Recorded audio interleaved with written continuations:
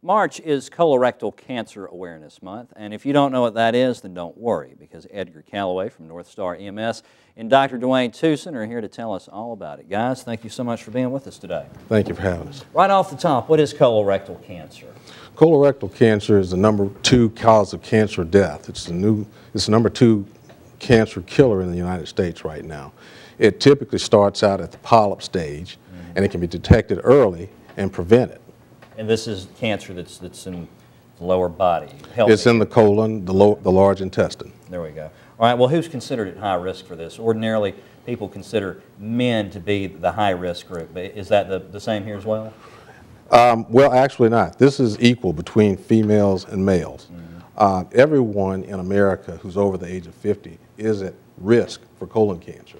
If not screened, about 1 in 20 Americans will come down with colon cancer. Now, what are the symptoms?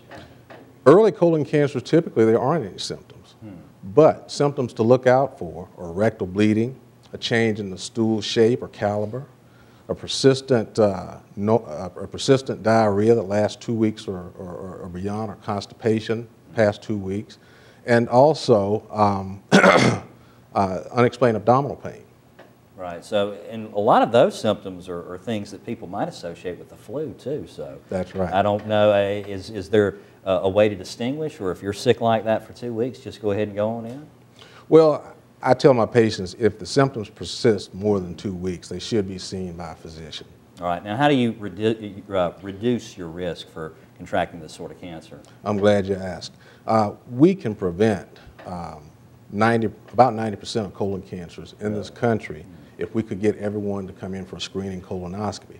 The problem is it's a little bit embarrassing for some people, but I want to share with people that you should not die from embarrassment. Absolutely. Okay? This is an easy test. It's painless.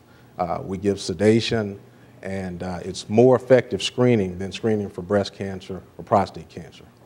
Now, and you mentioned anyone, man or woman, male or female, right, 50 years old, they should get screened. Now, how often should you get screened from that point forward?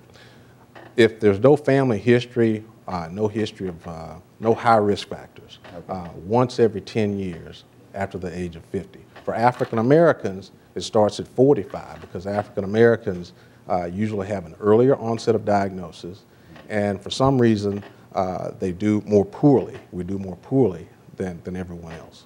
All right. Well, gentlemen, thank you so much for being with us today, and thanks for the information. If you've got an emergency, pick up the phone and dial 911. For more information, call North Star EMS at 205-345-0911. Find out more online at northstarems.com.